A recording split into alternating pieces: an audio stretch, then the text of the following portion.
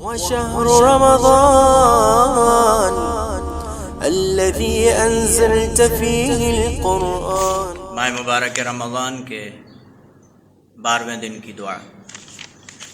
اعوذ باللہ من الشیطان الرجیم. بسم اللہ الرحمن الرحیم. اللهم زيني فيه بالستر والعفاف واسترني فيه بلباس القنوع والكفاف واحملني فيه على العدل والإنصاف وآمني فيه من كل ما أخاف بعصمتك يا عصمة الخائفين.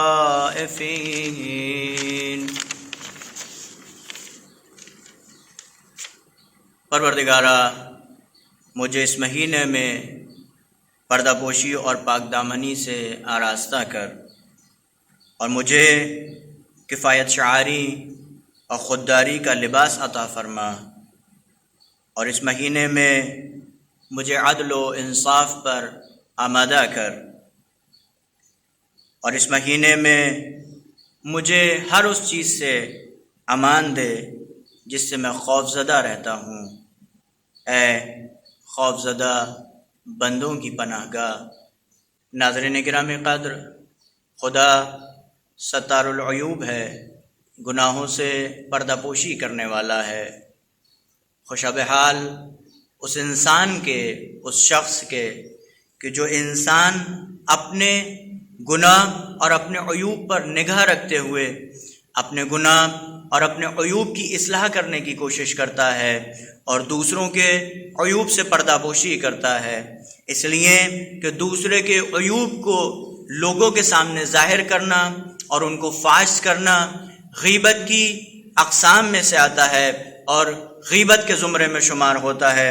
اگر کوئی انسان، روایت میں ملتا ہے کہ اگر کوئی انسان کسی کی غیبت کرے، کسی کے عیبوں کو دوسروں کے سامنے بیان کرے، تو یہ غیبت کرنا انسان کے 40 دن کے اعمال کے ضائع ہو جانے کا سبب بنتی ہے.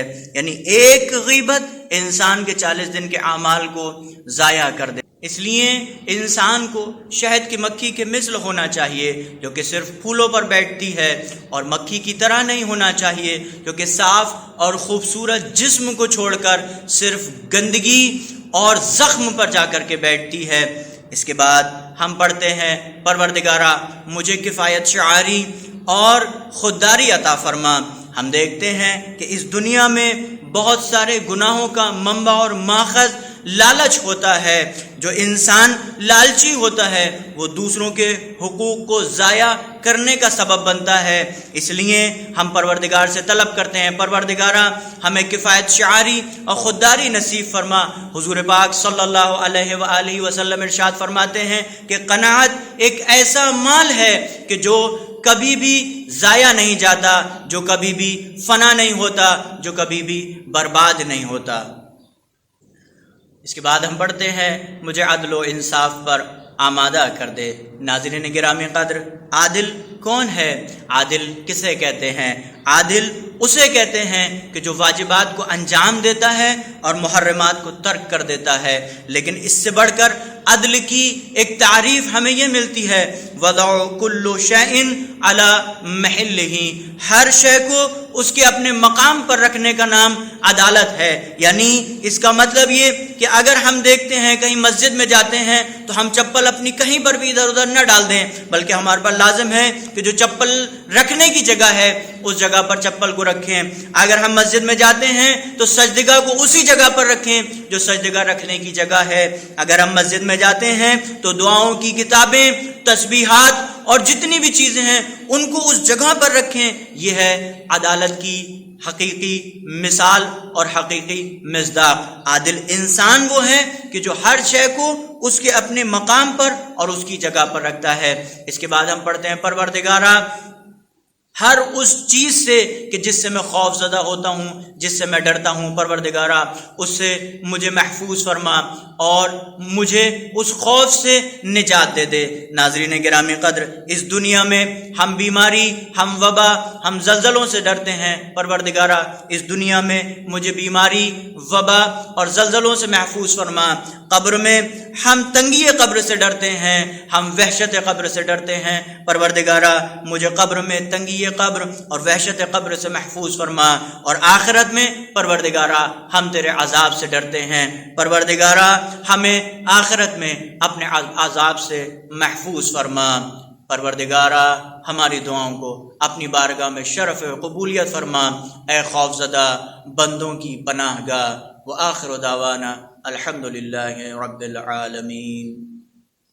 بسم اللہ الرحمن الرحیم۔